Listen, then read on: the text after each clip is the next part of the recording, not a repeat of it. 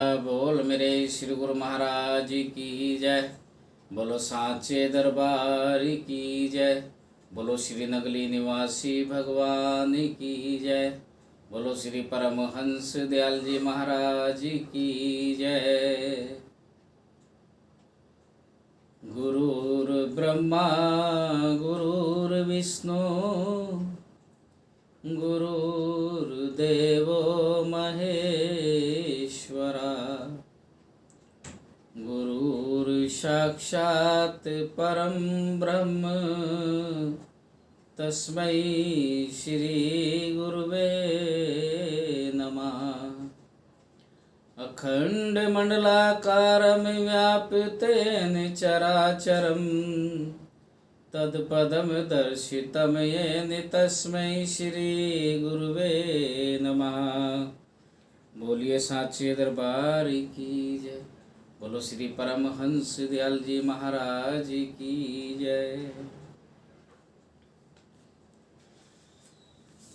प्यारी संगत, आप सभी लोग बड़े प्रेम पूर्वक कथा सुन रहे हैं।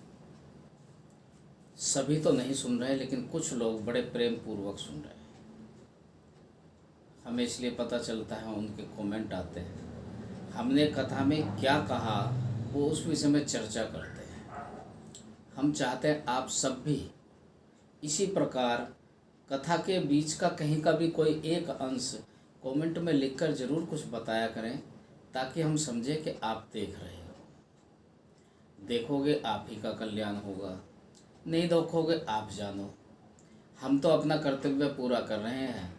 हम जिस कार्य के लिए संत बने हैं, अपने उस कार्य में संलग्न हैं। हमारा धर्म है, हमारा कर्तव्य है, हमारा कर्म है नंगली निवासी भगवान और दादा गुरु परमहंस महाराज जी की महिमा का गुणगान घर घर तक पहुँचाए, और वो हम कर रहे हैं।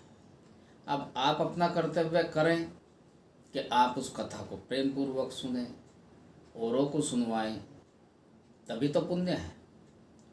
खाली नाम के गुरु भक्त बनने से काम नहीं चलना। गुरु भक्त सच्चे हृदय से अपने मालिक से प्रेम करने वाले बनो, तो कल्याण होगा। तो आइए आज कथा का 16वां भाग आप लोगों के उद्धार के लिए मैं शुरू कर रहा हूँ। हकीमों का उल्लेख। एक अन्य इरशाद में श्री परमहंस दयाल जी फरमाते हैं कि गया जी में एक लाला साहिब बड़े अच्छे हकीम हाजी थे। उन्हें नब्ज शनासी पर अधिकार था और उनकी समानता कोई नहीं कर सकता था। काशी में एक प्रतिष्ठित ब्राह्मण जो चिरकाल से सिर दर्द से ग्रासित थे, उनसे चिकित्सा कराने गए।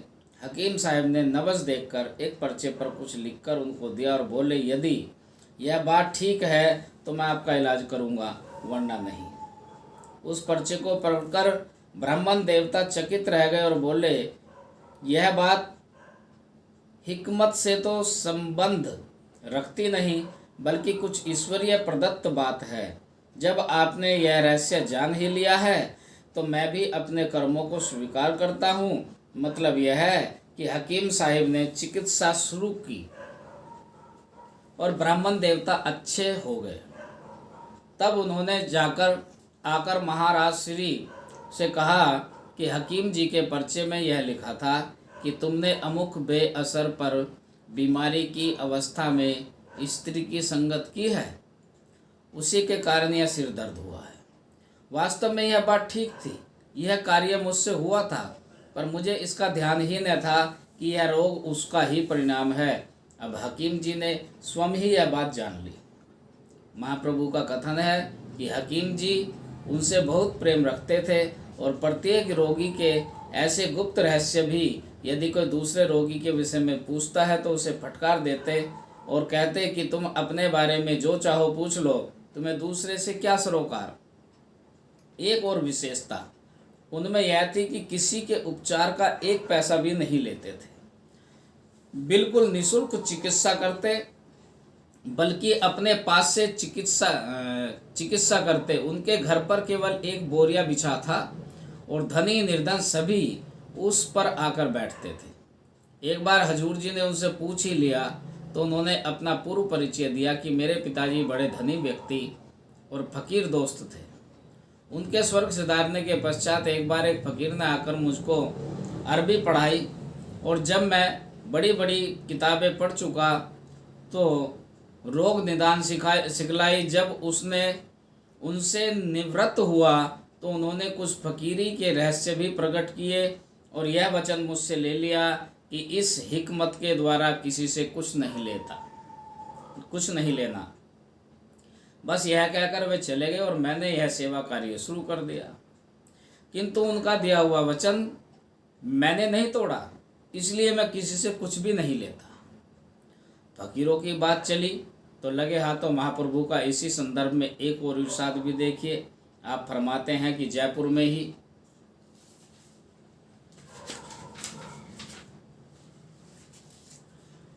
एक हकीम साहिब मोहम्मद सलीम खां, जो बहरे हकीम के नाम से प्रसिद्ध थे, बड़े नब्ज शनास थे। उन्हें भी अरबी जुबान का ज्ञान था, जिसकी शिक्षा एक फ़कीर ने दी थी। वह दिल्ली के मशहूर हकीम महमूद अली खां के वंशज थे। जयपुर राज्य में आजीविका चलती थी, किंतु बड़े बेपरवाह व्यक्ति थे। उन्होंने जयपुर नरेश से भी यह कह दिया कि आप जब चाहे बुला सकते हैं, क्योंकि हम नौकर हैं, आने से कैसे इनकार कर सकते हैं। किंतु रोग की जांच तशखीस करानी हो तो रात के 8 बजे हमें बुलाया करें। उसी समय हमारी तबीयत खूब लड़ती है। प्राय जो खास रोगी होते थे वे उनके पास उसी समय हाजिर होते थे। एक लाला जी जो बहुत समय से बीमार थे, उनकी नब्ज़ देखकर हकीम जी ने फरमाया कि आप 6 महीने के मेहमान हैं। वे निराश होकर चले गए और दूसरे हकीमों से इलाज करवाने पर कुछ आराम आ गया, किंतु ठीक 6 महीने बाद वह स्वर्ग सिधार गए। तब बहर हकीम साहिब ने कहा कि उनको ऐसा रोग था जैसे लकड़ी को घुन लग जाता है। वह ऊपर से तो ठीक ठीक लगते हैं, लेकिन अंदर से खोखली होती है। ऐसे व्यक्ति का जीवन अधिक से अधिक 6 महीने का होता है। यही बात मैंने उनसे कह दी थी। उनका हृदय तो हष्टपुष्ट था, किंतु हड्डियां बिल्कुल खाली हो गई थी। करामाती संत। एक दिन श्री परमहंस देव जी ने फरमाया कि जयपुर में एक महात्मा जी के आश्रम में साप्ताहिक सत्संग हुआ करता था, जिसमें भजन कीर्तन की प्रमुखता थी।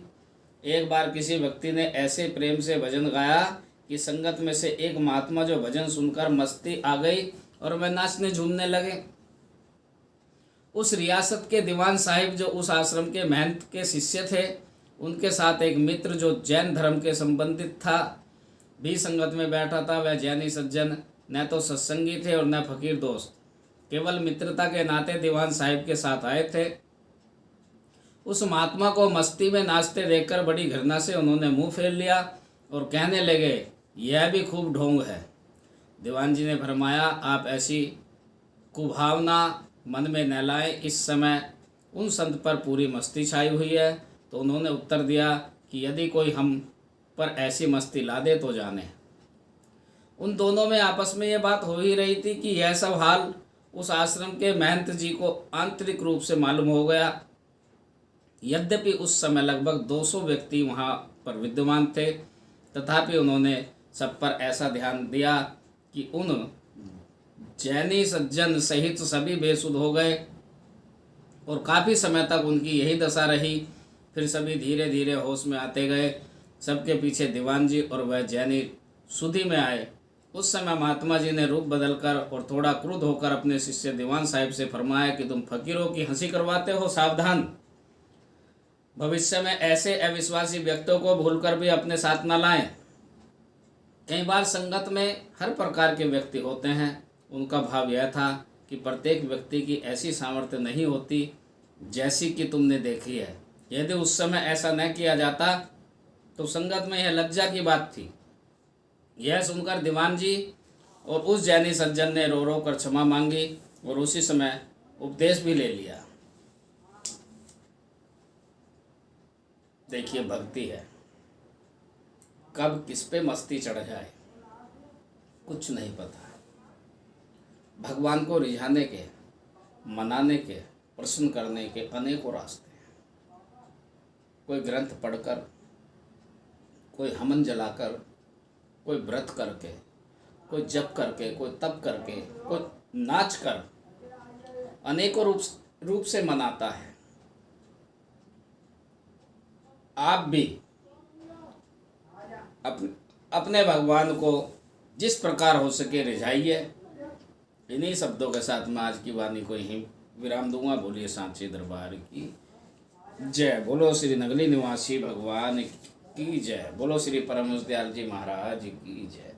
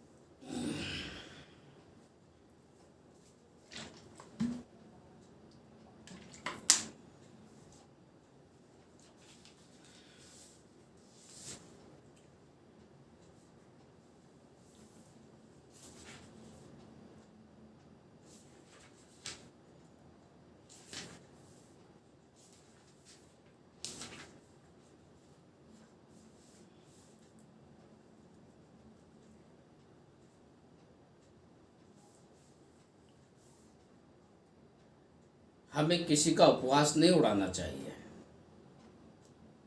हमारा धर्म ये नहीं बोलता। जिस प्रकार हो सके अपने प्रयास के द्वारा अपने भगवान को मनाना चाहिए। मीराबाई देखो, भक्ति में हर समय नृत्य करती रहती थी, खड़ताल हाथ में लेकर भक्ति में डूबी रहती थी। कोई सत्संग करके रिझाता है, अनेकों अनेकों मार्ग हैं, लेकिन हमें कभी किसी के मार्ग को गलत नहीं बताना चाहिए। तो आगे सुनिए, भजन और मजदूरी। हजूर का फरमान है कि जयपुर में एक साधु के यहाँ कुछ मकान का निर्माण कार्य चल रहा था, जिसमें बहुत से मजदूर लगे हुए थे। एक दिन एक ब्राह्मण भी मजदूरी के लिए आया। उस संत ने रोज की मजदूरी ठहराकर एक आसन और माला उसको देकर कहा कि आप इस आसन पर बैठकर माला फेरो और राम राम जपो। शाम को आपको मजदूरी मिल जाएगी, क्योंकि ईंट पत्थर देने से में आपको कष्ट होगा। बस बैठे बिठाए ही आपको दाम मिल जाएंगे। ब्राह्मण माला लेकर भजन करने लगा, किंतु थोड़ी देर में ही मन ऊगता गया और इधर उधर देखने भालने लगा। एक मजदूर ठीक से काम नहीं कर रहा था। उसने झिड़क कर बोला, इस तरह से नहीं, इस ढंग से काम करो। वह साधु बोले, ब्राह्मण देवता, आप इस झगड़े में क्यों पड़ते हैं?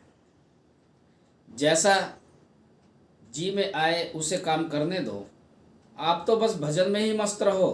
ब्राह्मण बोला, हम इस तरह के काम खराब होते देखकर चुप नहीं बैठ सकते। यदि आप इससे नाराज हो तो यह लो अपनी माला और आसन। हमसे यह रगड़ा झगड़ा नहीं होता, हम तो मजदूरी करके कमा लेंगे। बस फिर क्या था, वह ब्राह्मण माला और आसन फेंक कर चला गया। महाप्रभु का श्रीमुख वाक्य है कि उस साधु ने आपको संबोधित करके कहा कि देखिए महाराज, भजन तो मजदूरी से भी कठिन कार्य है। भजन मजदूरी से भी कठिन कार्य है।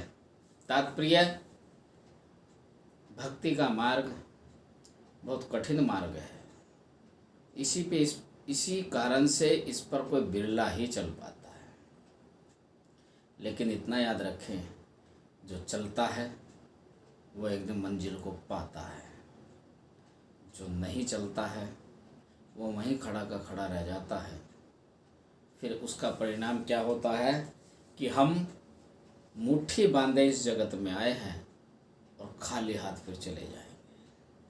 परमात्मा को पाने के लिए आए और परमात्मा को ही नहीं पाया। जिसे पाना था उसे पाया नहीं, और जिसे नहीं पाना था उसको पाने के चक्कर में लगे रहे। तो ये जीवन फिर नष्ट ही होना है। तो इन्हीं शब्दों के साथ मैं आज की अपनी वाणी को विराम दूंगा। बोलिए साचे दरबार की जय। बोलो श्री नगली निवासी भगवान की जय। बोलो श्री परमहंस दयाल जी महाराज